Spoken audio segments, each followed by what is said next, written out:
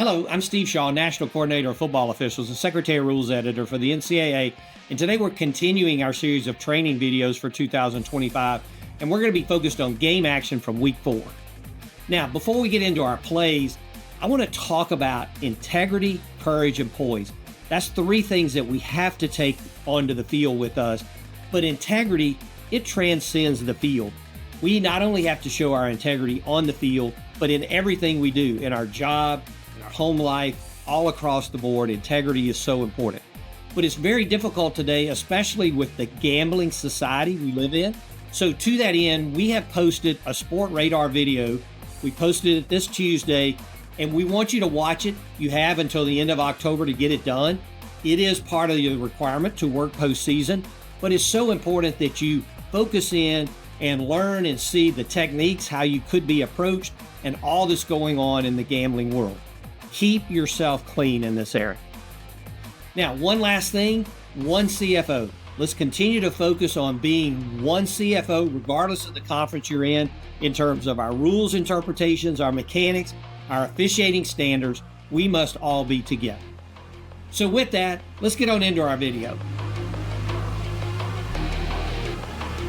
Our first play this week, we're early in the first quarter. It's the kickoff after the first drive, and we must always be alert. And we'll see here that the kicking team is going to try a surprise onside kick. We have very good coverage, and we're going to rule a legal recovery by the kicking team. Now, replay is going to stop the game for further review, and we get a few good looks. It looks like the ball is touched just as it goes 10 yards, but the all 22 camera, that really confirms that it's a legal recovery. And remember, replay must review all aspects of the play, including the blocking here by the kicking team, and all blocks are legal, so replay is going to uphold the call on the field. And one last note, the kicking team does a good job of staying onside here. All in all, this is a well-officiated play, a surprise play, and we were ready. So let's always expect an onside kick until we see that the ball is away. Good job. Play 2, and we're going to look at another play of impact with our new injury timeout rule. And we see here the offense has a big gain. They make a first down inside the opponent's 10, and the offense is in tempo. But we stop the game for an injury timeout for the defense. It's actually 2 players go down injured, number 93 and number 84. And they do go down before we get the ball spotted. So the crew properly just makes this an injury timeout, nothing charged to the team. As we go back and take a look at the all 22 camera, we see that just after the play, a coach on the edge of the team area, he forcefully points multiple times to the ground. And then we see both players almost simultaneously go to the ground injured. Again, we never make a decision or judgment as to the injury. We just follow the bright line in the rule, and we charge the timeout only if the player presents as injured after the ball is spotted. Now, the conference did follow up with the institution, but the crew on the field handled this properly. Don't let up. This rule has had an impact on the ugly feigning injury situations. It's not perfect, but let's continue to do our part. Play 3 is a 2-play vignette concerning kickoffs. Now, our first play is the opening kickoff of the game, and as we see, the kicker approaches the ball. At the last moment, the ball falls from the tee, but he's able to kick the ball down the field. But the crew does a good job here. They shut the play down. Now, we know by rule, if the ball for any reason falls from the tee, officials shut the play down, it's a dead ball, and the kicking team will reset and re-kick. And our guideline is if the ball falls from the tee twice, then that kicking team must provide a holder for the kick. Now, our second play, we see something very unusual here. It's a kickoff, and the team is using a drop kick to put the ball in play. And we know on kickoff, starting a half, following a touchdown or field goal, the kick may be a place kick or a drop kick, as we saw here, and this is legal. Following a free kick after a safety, the kickers may use a place kick, a drop kick, or an added option of the punt. And let's be alert, if we have a foul carryover after a touchdown or field goal, and we're kicking off from back at the 20, the punt option is not available. It's just available on a free kick after a safety. Play 4, we have a big 4th and 1 situation as we start the fourth quarter, and the line to gain is the plus 19. Then we get a pitch back to the tailback. He runs to the boundary right at the line to gain, and the line judge is going to rule that he is short of the first down. Now, let's go back and take a look at the line judge mechanics. It's excellent work initially to go immediately to the line to gain. That's very good.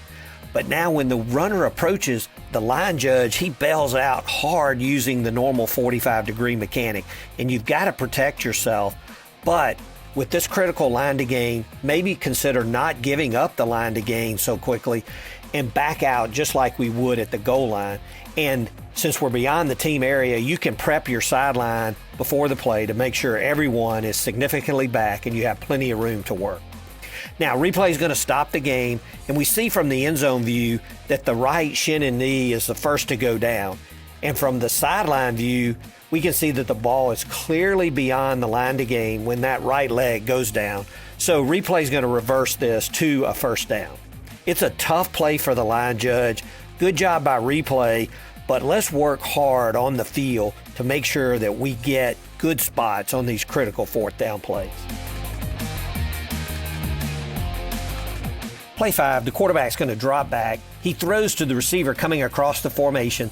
The receiver is wide open, makes the catch, and has a nice gain on the play. But we're going to get a flag down from our back judge for offensive pass interference. As we go back and take a look at the play, starting with the formation, it's a 2-by-2 formation, so the back judge's initial responsibility is the number 2 receiver on the line judge's side. So that's the slot receiver on the top of the formation. And as we follow this receiver, he goes directly for the defender in coverage. He actually alters his route slightly, and he bumps off the defender, leaving the receiver wide open. This is an excellent job by the back judge, staying with their initial responsibility, observing the action. And we all know that anytime your initial responsibility flashes back toward the middle, antennas have to go up. So excellent job by our back judge. Good call here. Play 6, we're going to take a look at line of scrimmage action. Now we see there's a man in motion across the formation. The defensive left tackle is going to jump into the neutral zone without contact. And before the snap, the offensive left tackle on the other side of the line, he jumps. Now the crew gets together to discuss the action, and we get a very good announcement from our referee. Call start. Offense number 57. The defender that was in the neutral zone did not threaten number 57. Therefore, it's a false start. Third down. So let's talk about the defense here. We know that if they jump in the neutral zone and there's contact, then we shut it down and there's offside on the defense. We also know that if they're in the neutral zone at the snap without contact, it's a live ball foul for offside. But if the defense jumps in the neutral zone and if an offensive lineman immediately reacts when threatened, it's a foul on the defense. But by rule, a defender, as we know, can threaten up to 3 linemen. If they are head up an offensive lineman, that lineman and the 2 adjacent linemen are considered threatened. If the defender jumps into the gap between linemen, as we see here, then only the 2 linemen, here number 50 and 65, are threatened. And the action on the other end of the offensive line by number 57 is a false start. Good job by the crew here. Play 7, we have 2nd and 22. The quarterback's going to take the snap, he drops back, and then he throws to a wide open receiver. No defender is even in the area for an easy touchdown. Now, as we go back and take a look to see how this receiver got so wide open, he comes in motion on the previous play, and he's just going to linger. He continues to drift out toward his own boundary. He's unaccounted for, and then he's going to stop just inbounds on his own sideline. And then, at the snap, he runs down the field unopposed. Now, by rule, this is an unsportsmanlike conduct foul under unfair tactics. Now, the rule states that no simulated replacements or substitutions may be used to confuse opponents. No tactic associated with substitutes or the substitution process may be used to confuse opponents. This includes any hideout tactic with or without a substitution. So the bottom line, if a team is deceiving their opponent, disguising the 11 on the field, and they're trying to hide a player, it is an unsportsmanlike conduct foul. Our last play this week involves targeting. Now, the offense throws a quick slant across the middle, and there's a big hit by the safety, number 10. Now, our side judge is going to get a flag down for targeting, and as we know, all targeting fouls are reviewed. And as we look at the replays, and as a reminder, we must confirm all aspects of the targeting for it to be upheld. We clearly have a defenseless receiver here. Number 10, he attacks and leads with the head, so we do have an indicator, and there's forcible contact to the defenseless player's head, so the targeting is going to be upheld by replay, and number 10 is disqualified. Now, there is some shoulder involved here, but it does not negate the fact that there is an attack and forcible contact to the head of the defenseless receiver, so this is a correct call for targeting. Now, we're going to get an announcement from our referee. All the way in After December. review, the targeting foul is confirmed. Number 10 is disqualified. It's first and goal at the 8-yard line. It's an excellent announcement, but referees, let's use upheld even on targeting fouls versus confirmed. But good job on the field here and good job in replay. Well, that's it for our plays this week. Let's use these as learning opportunities. Discuss these in your pregame meetings. Be ready to go as a crew. And remember, we want quality fouls. Make it be there before we get our marker out. Make sure we're dead ball officials. That's so important to help keep control of our games. And excellent communications with coaches, players, and other officials. Use your winning words, but communicating with coaches is a key to a great day. Concentration, be ready to go every play, and above all things, let's keep hustling. Best of luck.